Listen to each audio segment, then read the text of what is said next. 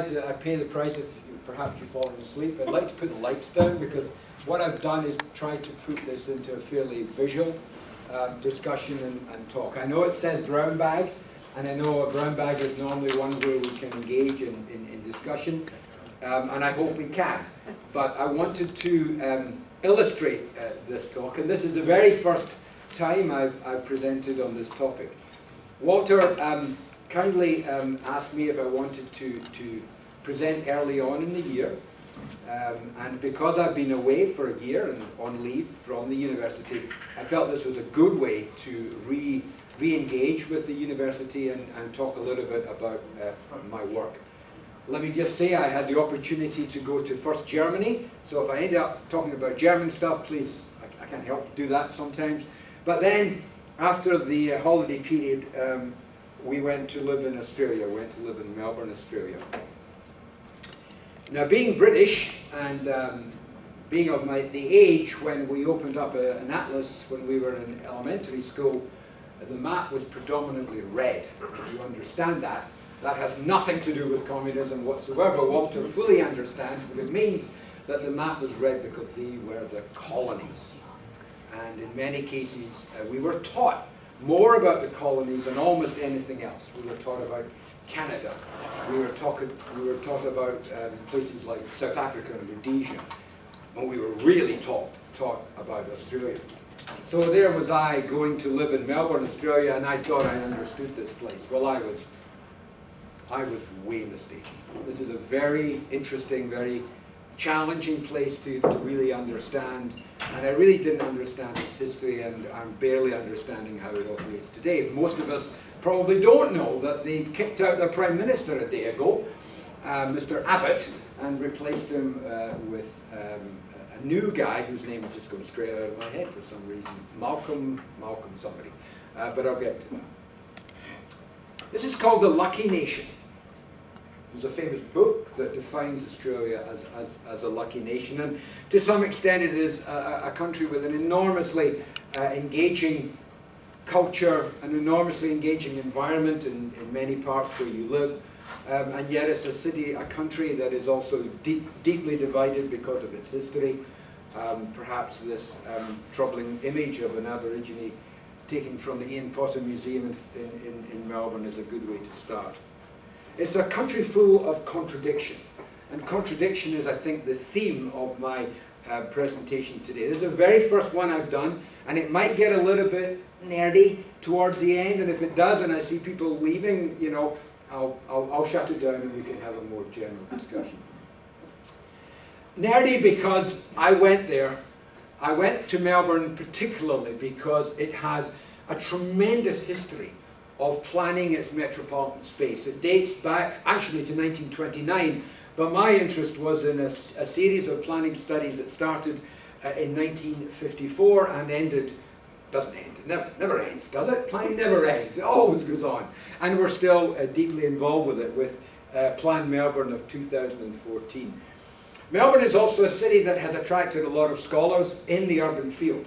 One of the leading scholars when I was a student and got to know him was Brian McLaughlin. And Brian left Manchester to go and work in Melbourne at the university, where I had an opportunity to have a perch there for 6 months. And my goal was quite simple, and that was to learn about Melbourne and to learn about the impact or not of planning in this particular place. I wanted to study 60 years of planning history. I wanted to examine the architecture of Melbourne's metropolitan legacy and how they've implemented their plans.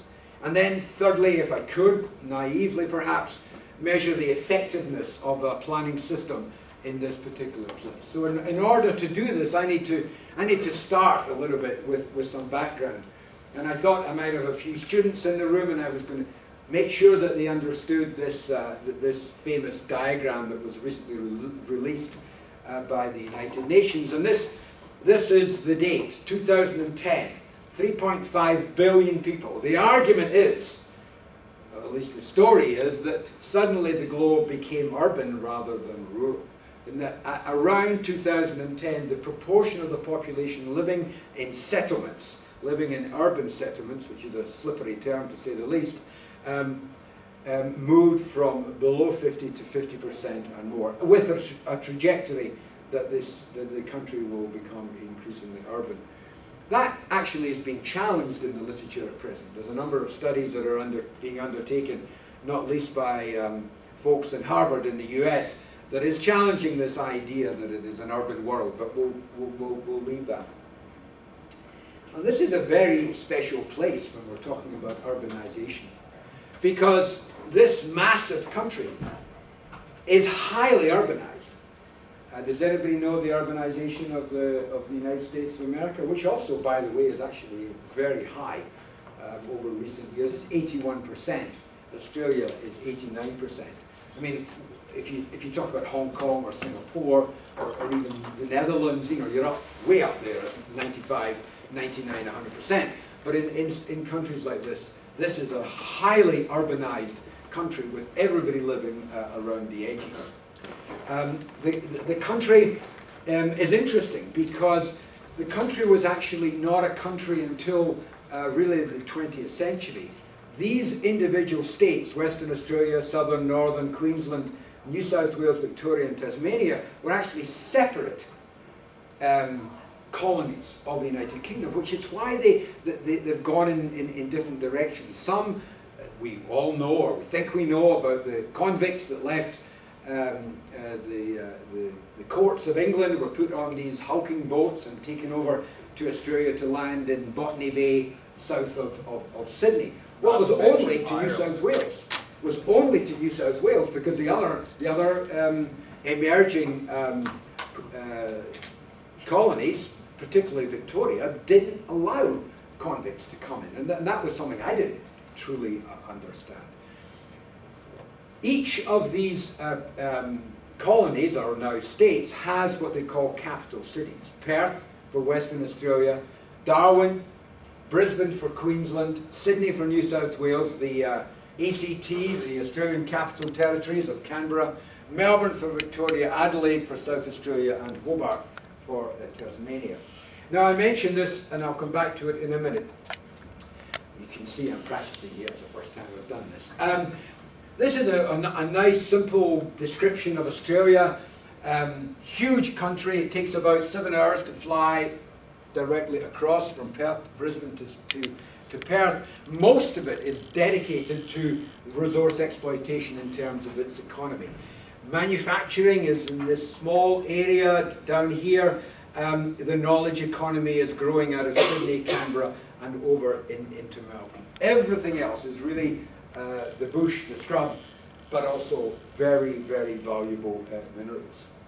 Here's a global trade summary, and if I put up there, mining represents 11% of the gross national product and 50% of its exports.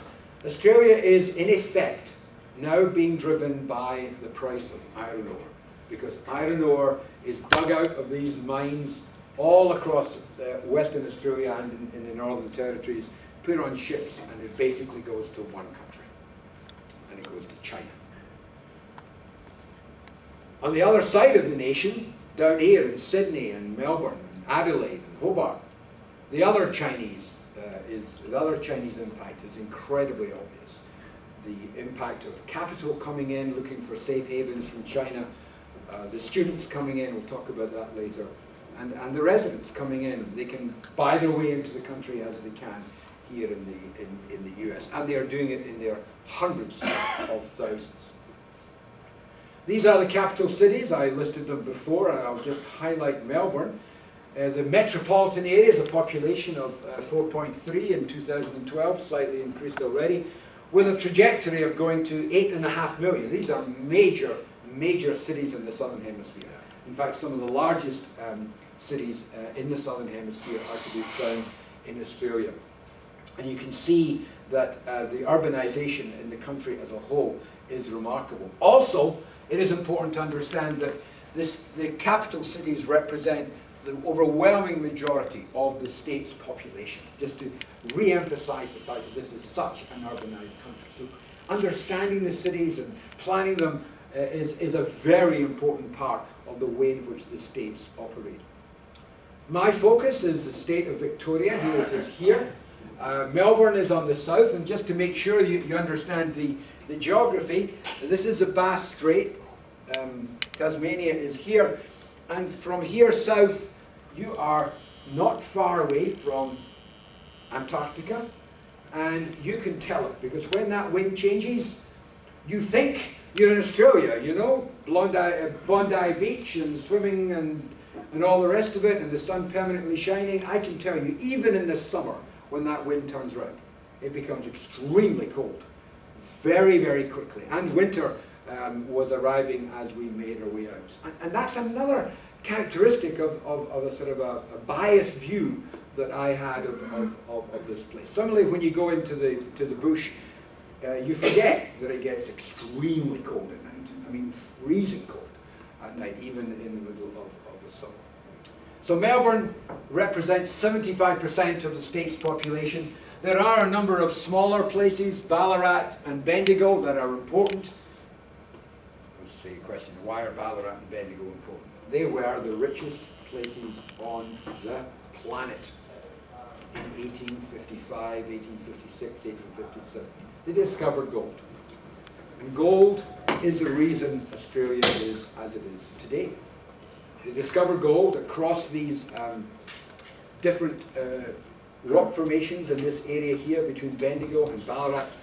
And gold not only made Melbourne, but it also made Australia, and has continued to be an incredibly important source of resource exploitation for this particular part of the country.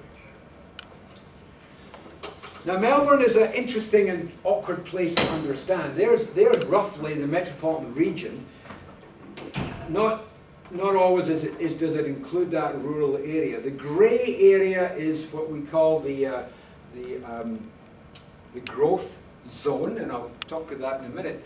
Melbourne City itself is actually inside that red dot. It's actually a very tight central city, and I'm going to talk about that for a few minutes. And I think that has a lot of bearing on the nature of understanding the city. This is the city of Melbourne, included within that red line there. These are individual neighbourhoods in the city. The city is built on the Yarra River, which is making its way through the city out into the bay. So it is very close to the ocean, and there were docks that were developed along the South Wharf and the major docks. Today the main port is down here and further out into the bay in this area. Perhaps this graphic is even clearer, but I like this map because it also demonstrates that the minute you cross the border, it doesn't change. I mean, it's solid development all the way around for a very large part of the city. But this is the city of Melbourne, the unit of administration.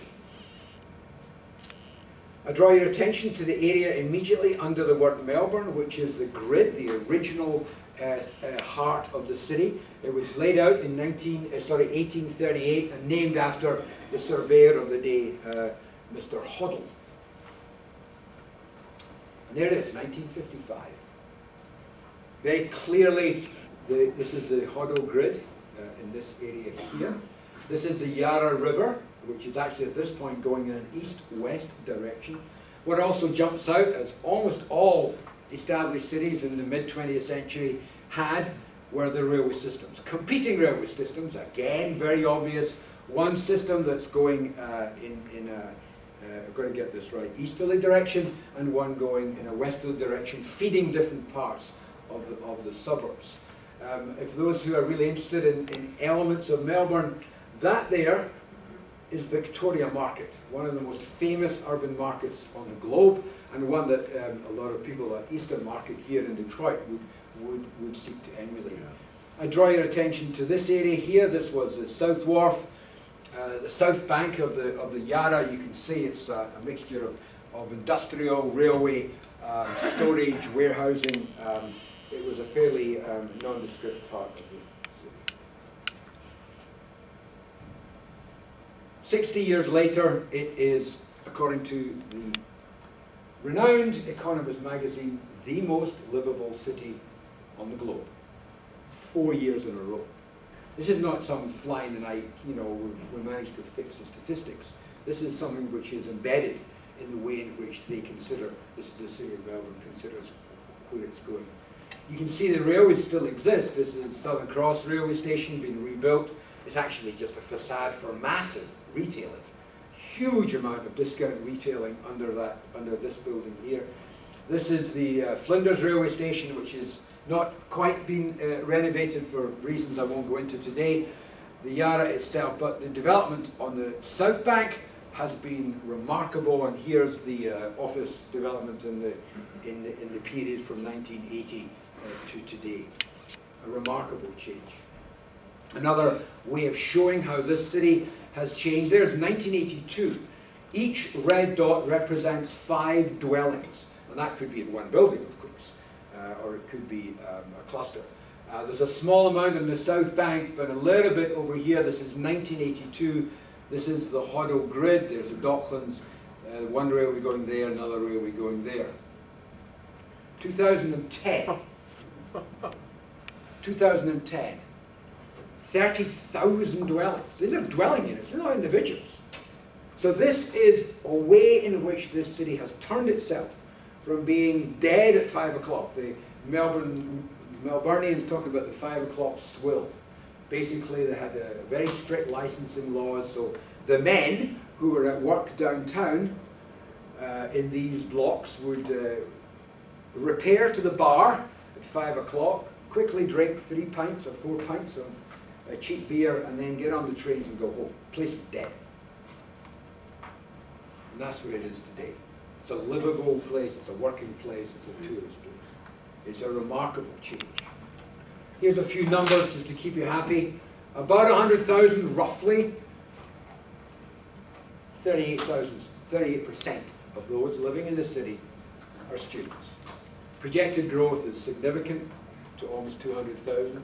It attracts an enormous number of daily visitors in total, over 700,000. The goal is to go to 1 million. The touristic visits are now almost 100,000 tourists a day coming into this city. This is just the Melbourne, the central administration? Correct. This is just the city of Melbourne, capitalized city. Just that central core is now this incredible magnet for visitors coming in. Very ethnically mixed. I am going to recheck my data here. When I arrived back in Detroit, and I'll go down a little cul-de-sac, first thing I did was I contacted a one-time colleague, Professor Gary Sands. We went for lunch. We went to Gold, Cash Gold, a new restaurant over on Michigan Avenue. Went for a very pleasant lunch, came back out to his 1-month-old car to find a brick had been sent through the window of his new car, stealing my bag with my laptop and my journal that I had collected lots of information on Melbourne. So they disappeared. Luckily, my computer was backed up, so I didn't lose everything, but I did lose notes, and I'm very skeptical about this particular ethnicity statistic. I think that relates to the metro area, but I will check it. But look at that employment data. This is central urbanization. Yeah. This is the core acting out as the central part for employment, and therefore all issues, all factors lead to that in some shape or form. Now, I was tempted to, at this point, go back and stay within the Hoddle grid to talk about how the city went from that dead city, the city which closed out at 6 o'clock, to what it is today. But that would have been going against my own research project. My research project was not about the central city, it was about this space. It was about this huge, sprawling metropolitan area. I might even have been interested in telling you the story of this sports complex, one of the largest sports complexes anywhere on the globe, that really came out of the success, believe it or not, of having the Olympic Games in 1956. And from that period on, they began to create this massive sports complex, now with the World Tennis Championships and more. But I'm not going to do that. I want to move out into the metropolitan space. And here's the growth trajectory. This is Victoria, as you can see, on a trajectory to almost 10 million by the middle of the century, with Melbourne, metropolitan Melbourne, picking up most of the growth. The growth in the regional Victoria is modest. reinforcing the importance and the centrality of this central city of Melbourne. There's a really interesting graphic that was part of the discussion for Plan Melbourne of 2014. Basically, it takes population at the top and jobs at the bottom. And it demonstrates the background to the planning challenge that there is at present. Because it contains 30% of the jobs of the metropolitan space. And these are the high-paying, high-quality, very technical jobs in a whole variety of sectors I'll get to in a minute. 30%, but only 8% of the population. Whereas the suburbs have got the majority of the population. It's a very sprawled, suburbanized place. Jobs are increasingly focusing in the central suburbs, but fewer and fewer jobs are in the outer suburbs, in the exurbs, as we'd call them. And this begins to give you a sense of the challenge that it faces. Another way to look at it, the blue are the jobs which are coming into the region. The growth in businesses over that 10-year period. You can see how important central Melbourne, or the city of Melbourne, is for the metropolitan area. Here's again this metropolitan space I'm talking about. These are the suburbs. These red dots illustrate the scale of business development in the suburbs. So they're very scattered, they're not particularly focused, and compared to the central city, they're much smaller in number. Another way of emphasizing what we're talking about, here's the employment growth in the last 10 years, focused within 5 miles of the downtown core. These are in effect within the city of Melbourne and the small surrounding the Port of Melbourne and elsewhere. The blue line, that's jobs. You can see the decay as you move out into the suburbs. Very difficult to get businesses to come out into these exurbs. Whereas in population terms, yes, there's significant population growth there. I'll talk about that briefly. But it's here in these middle ring suburbs and out here as we move further out that the population is really growing, putting enormous pressure. This is a really technical question about the extent to which jobs in growth centres are capable of connecting through public transport from a 30 kilometre time. This is within 30 minutes. And the argument here is that a number of positions, a number of these growth centres that people are talking about are disconnected from the university, from the medical, from the biotechnological, from the systems analysis occurring in the downtown itself. Housing stress, another factor that is driving a challenge to land, property and development. In 1944, a household had an average income, and roughly what we do in our business is we say 30% of your take-home pay can be allocated towards payment of housing, whether it's rent or mortgage. And if it's a double household, then 30% of the total household income. Household on an average income could purchase a dwelling, average dwellings for the family of 1.85 people and all the rest of it, within 10 kilometres of the central business district. This moved 24 kilometres in 2000, and today, if you want to get an affordable house, you're living at the edge of the metropolitan space. Enormous implications for the labour market, for the travel to work, and the connectivity of this city that in one respect is indeed one of the most livable cities in the world, but on the other hand, this sprawl leads to enormous challenges for the place. So they tried to do a thing that's been done all over Europe and to some extent in America, well, actually hardly ever in America, but it's done in Portland, and that is put an urban growth zone, a boundary around growth that would try and stop it. Well, they were very generous because they included these areas in pink, and this is the bush. I mean, these are flat fields covered with nothing but thistles, the odd kangaroo. I would say camels, but that's not true. Camels are in another part of the country. These are very non-wallabies, particularly over here on the west side, of which is a large number. There's a geological, I won't get into detail, there's a geological split between this side, where the gold was over here, called basalt flats, as they're called, and this is the Yarra Valley with wine and, you know, verdant and moving hills. Very attractive, obviously. So the wealthy live here, and the poor live over here. Surprise, surprise. But the planners in 2005 produced this urban growth zone, or the Irish have a wonderful term. We have somebody who's lived in Ireland. The Belfast term was the Belfast stop line. And that was literally the term that was used to stop the growth of Belfast. But anyway, again I digress. They left significant amounts of land for suburban housing to evolve into, which of course it did, and has exacerbated the problem of people living so far out. Now this gets a little bit technical, and I hope I don't bore you with what I'm going to talk about, because I'm going to talk about growth centres. And this is a very long-standing concept within the planning technology, whether it's in Europe, North America, or now in places such as Australia and elsewhere. What do I mean by it?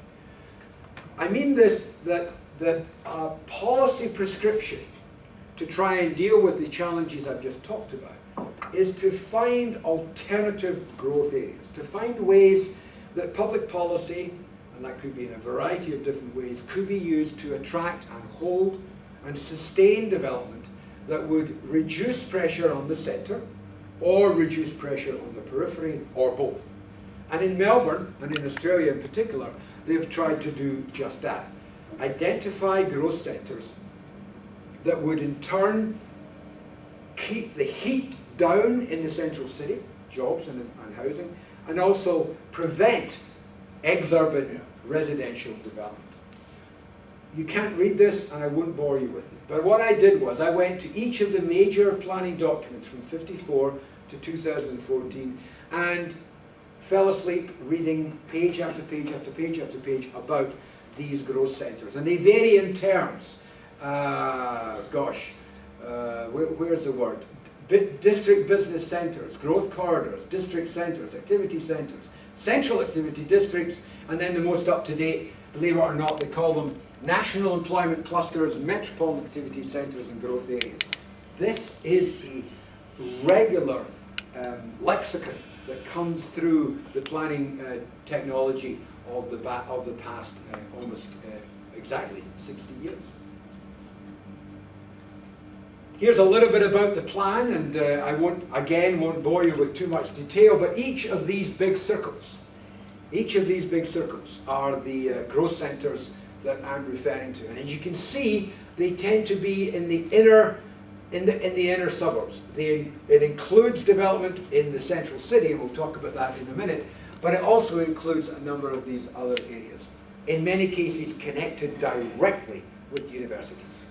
Where the new technical universities have evolved in these outer middle ring suburbs, they have been identified as where there should be employment encouragement. There should be a way of putting together the necessary land, development, activity, finance, and connectivity to get businesses to come out to these areas listed here, of which there are 6 in number. I'm not going to go into in any great detail, but you'll notice that a lot of them are part of transportation connections as well. Here's a little bit more detail. You'll see that 2 of them are on the western side. This is Werribee and Footscray, which is a little sort of closer in suburb of Melbourne. Werribee, way out there in the boonies, is dead flat. Is very close to a huge sewerage works, believe it or not. Not the most attractive place to be, and if you're trying to attract Boeing, or you're trying to attract Cisco, or you're trying to attract Apple, the chances of getting them to go to Werribee are short, none. They want to be there. They want to be in the economist's most livable city in the world, and that's where they go, because they have the authority and the power, and they can pay the land costs. They can pay the land costs to do it. So it's a constant problem of finding the trick of making these growth centres, as I've called them, work. On the other hand, this plan is very, I think, thoughtful in the way in which they subdivided this enormous piece of geography This geography is massive, 10,000 square kilometres. So they've divided it into various planning sub-regions and present the information. This is the western part. Here's the Werribee growth development area, with the possibility of industry coming here. This is all new housing in the suburbs. Here's downtown Melbourne, and this is one of the inner metropolitan growth areas that they're trying to attract business. They've built a new station, they've improved the rail connections, they've undertaken some land acquisition, not much, but it's very modest. By the way, that area there is fascinating for me because it was the home of Harvester. And if you know anything about the history of farm and tractor production, you've probably heard of Harvester, and they were enormous in Australia because they built the tractors for the opening up of the agricultural economy. Dead. Absolutely finished. As is automotive manufacturing. A decision was made 2 years ago that all automotive assembly and manufacturing will cease in Australia. And that's my point that I made earlier. The diminution of manufacturing as a component of the economy. Ford is going, General Motors or Holden is going to close soon, and Mitsubishi and Toyota have already shut down. I thought the nature of planning in the way it was presented in terms of these sub-regions was very well done. And here's the expanded central city that I was referring to before. Here's the Hoddle core. Here is the old industrial area. This is where Holden is, the General Motors Holden. And this is all going to be redeveloped for high-rise development and high-technology industry, they hope. It's an area called Fisherman's Bend. Will effectively double the real estate for the central city. This is going to have a huge impact. It's going to strengthen the central core. Now you might think, well, hold on a minute. I thought you just said there were 6 growth centres that were trying to hold the central city in its steady state, not allow it to expand anymore. Well, there is the enemy, and it is us, because they've built it into their system as well.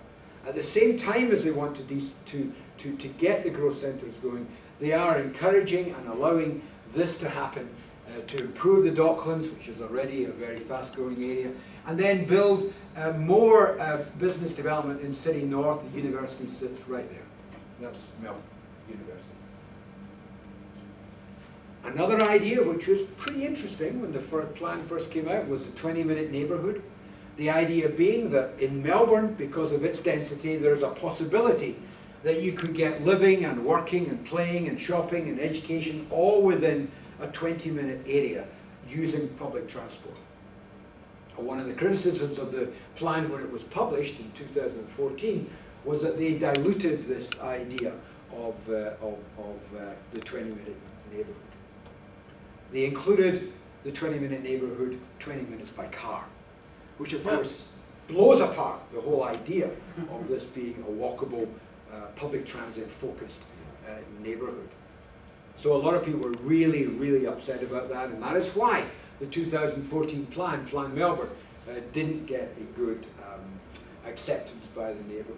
Delivery, they thought long and hard about it. This is something that we don't see in plans here in the United States of America in many respects. We don't get a very clear idea of how it's going to be delivered. And here they're actually talking about a new Metropolitan Planning Authority. I won't go into the details of that, but I could if we want in conversation. And fairly simplistic, but at least they did talk about the monitoring, the performance, and the connection of the strategy to the government budget cycles and planned investment that would occur in terms of infrastructure and development.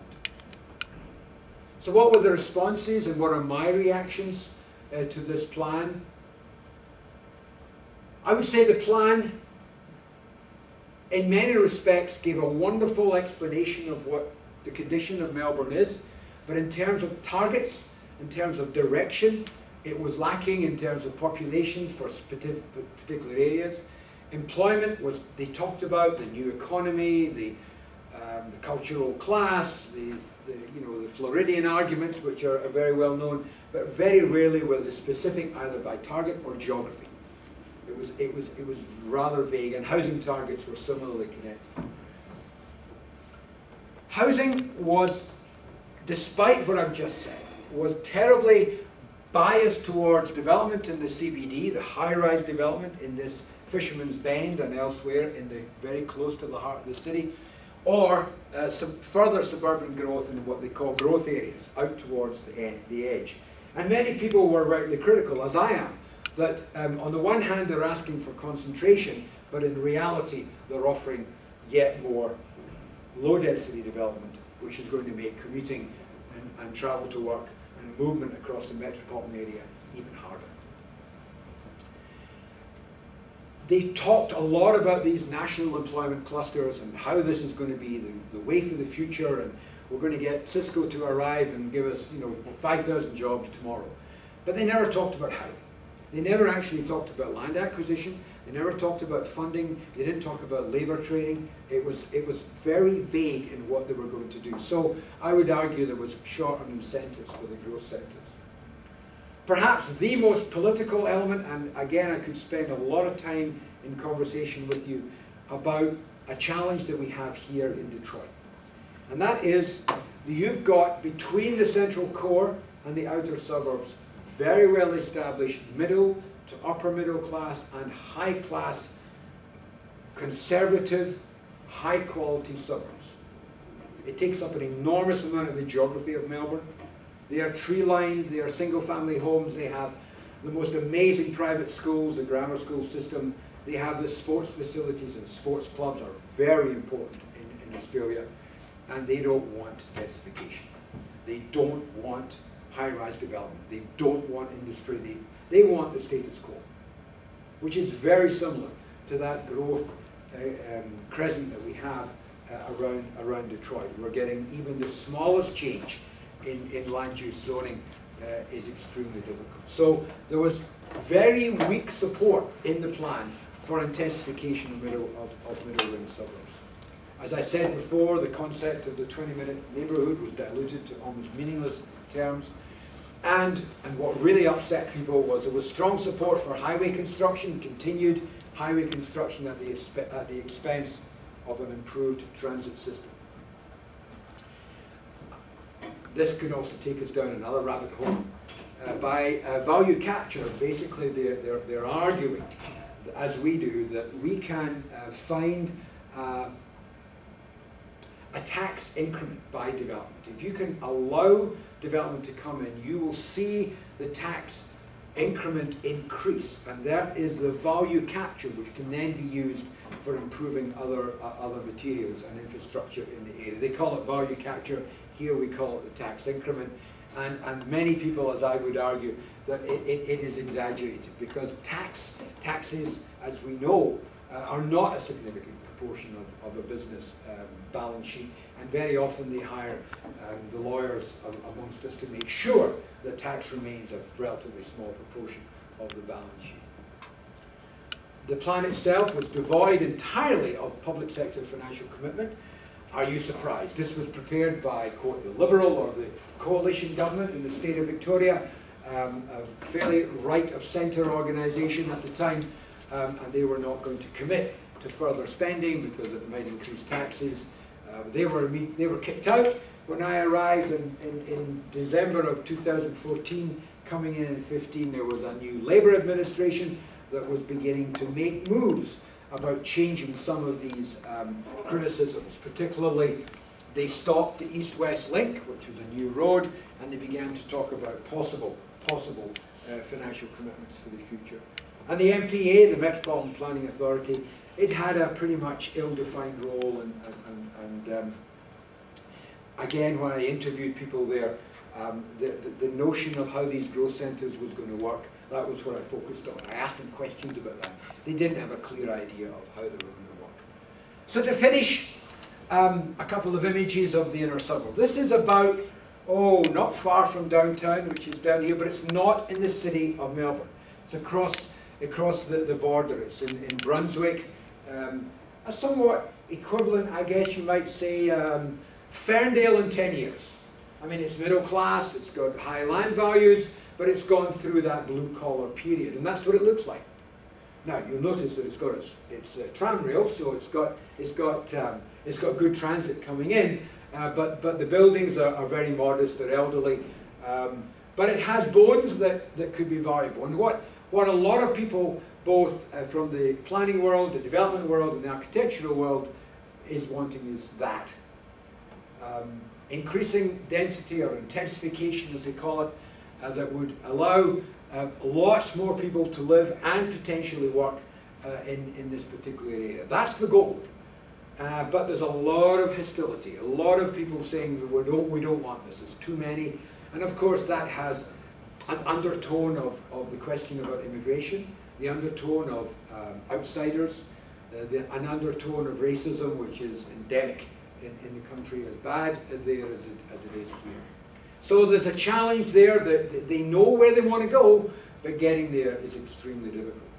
And then to finish, I went online to a really interesting newspaper, by the way, the Fairfax newspapers of the Sydney Morning Herald and the Melbourne Age, there it is there, and guess what? There was an article on Monday's paper. We are sacrificing Melbourne's charms in the dominance of steel, glass, and concrete. And there's an image taken of, I took from the boat of lots and lots, almost all housing that you're seeing here. That's a hotel, but the rest of it is virtually all housing. So, in a sense, the goal of intensification of the inner suburbs is very difficult to do.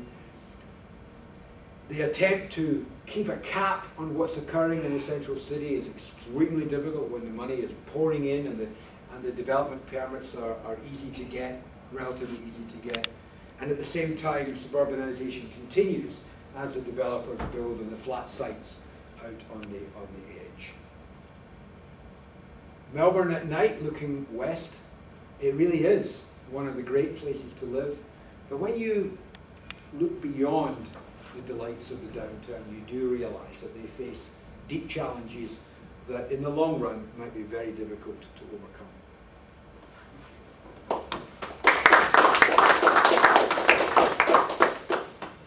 I'll take questions on any topic, providing it's not about Australia. Yeah, go ahead. Well, it's about Melbourne itself. Had they ever concentrated urban poverty the same way that we had here? That's a very good question. Yes, they had elements of concentrated poverty, but it was not racially divided. Very little. I don't want to give you a history lesson. In 1901, the new emerging Commonwealth took one of the most vicious decisions and said, we are white-only immigration policy. So in effect, they basically stopped Asian, Chinese, Japanese, Asian immigration, and certainly anything that was coloured was not allowed. So that meant that the only people coming in here tended to be from Europe, and they tended to come with skills. They put controls on the skill levels that you would bring, and so therefore they brought in a fairly skilled, reasonably well-educated population. Now there were working class elements in northern and western Melbourne. They became enclaves, but they never had the pathology that you might see here.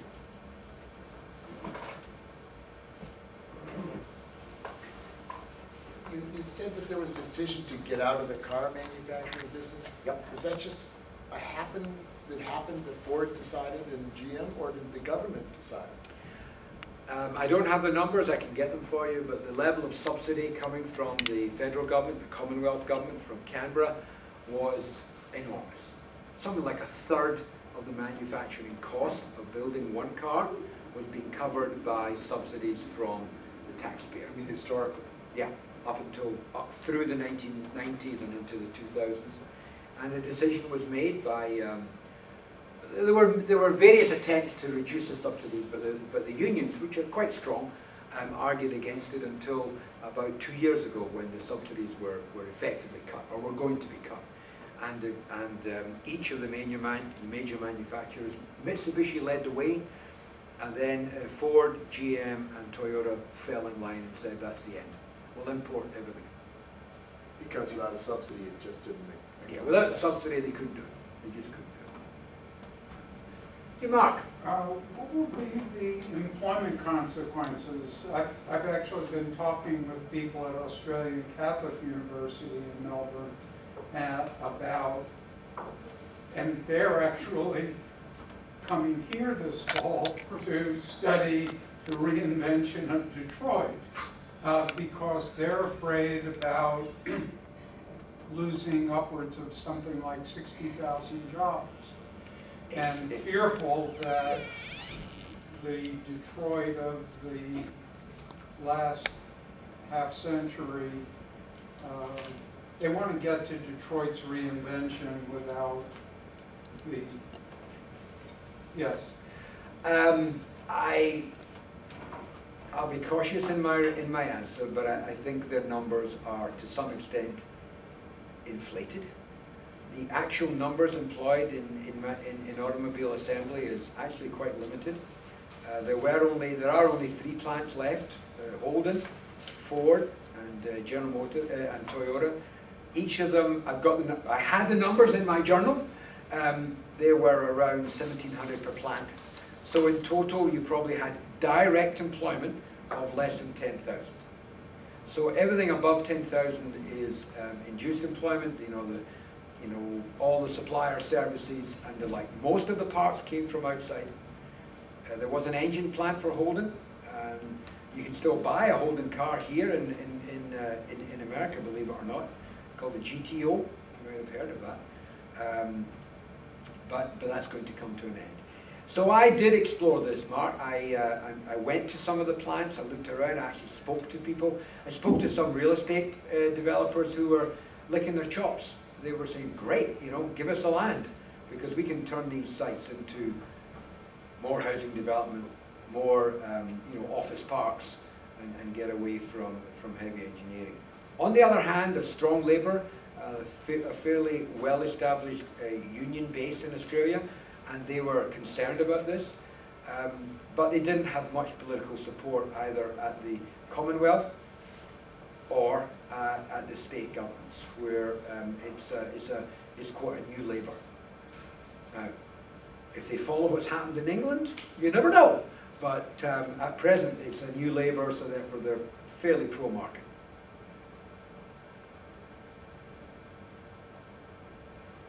Yes. Speaking of the market, how do you fight this? You can see the hour-and-a-half long average commute coming. But the people who want to live in the city are legion. People who live in the inner ring of suburbs don't want them to quintuple in size.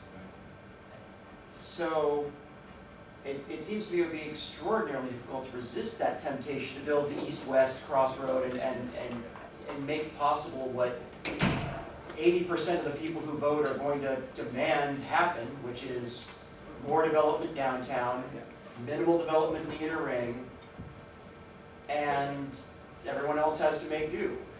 That's a really good point and a really good question. It does lead us to a discussion that I would like to have, but there probably won't be enough time.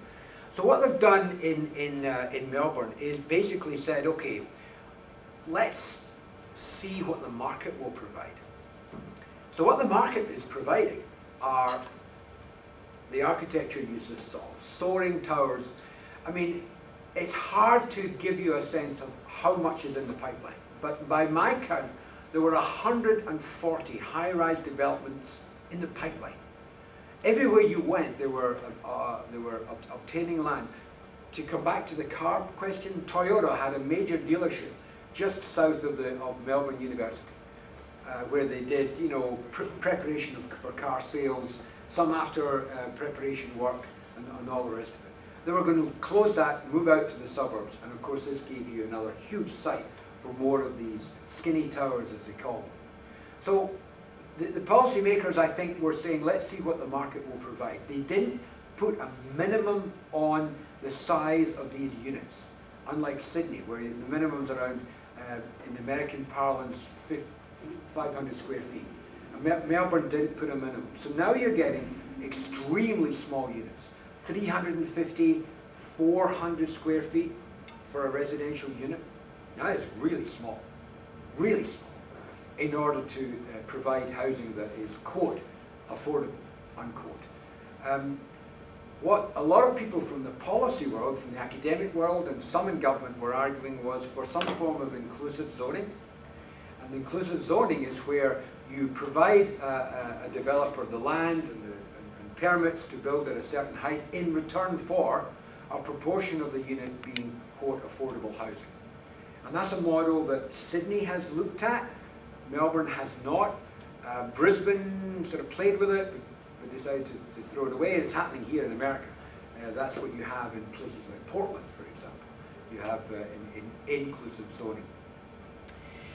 Where that's going to go, I'm not sure. The biggest problem is that that idea of letting the market do it has resulted in very poor quality and very overcrowded housing in the central city because they've managed to sell it to students. And what students do is, 4 of them come in, mum and dad, each chip in 100,000 Australian dollars. So they buy an apartment for 400,000, the very smallest, and they put 6, 7 students in it. And there's no laws, there's no rule that you have, it's a private home. You can't just walk in and say, well, many people are living in here. It's not Victorian period, People don't have a tally at the door. Many people live here like Glasgow or Dublin was in the 19th century. And that's problems because you're increasing the density to dangerous levels. There's been a number of fires on these high-rise blocks, and the fires have spread because there's fire suppression in the apartment, right?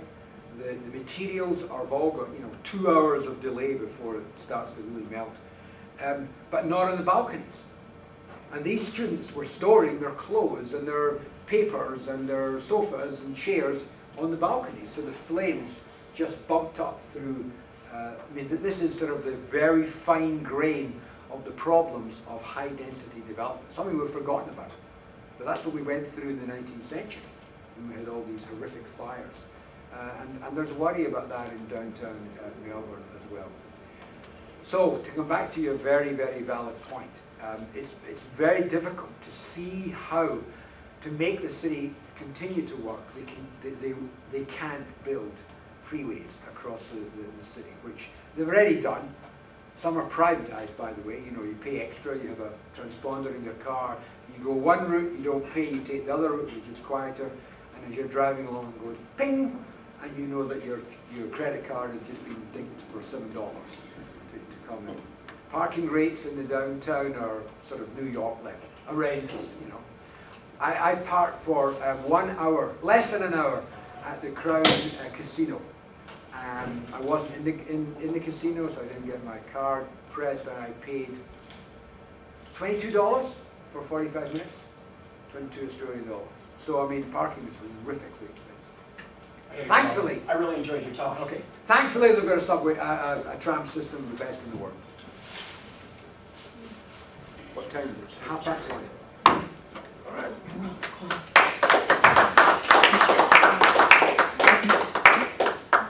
Tram moves so.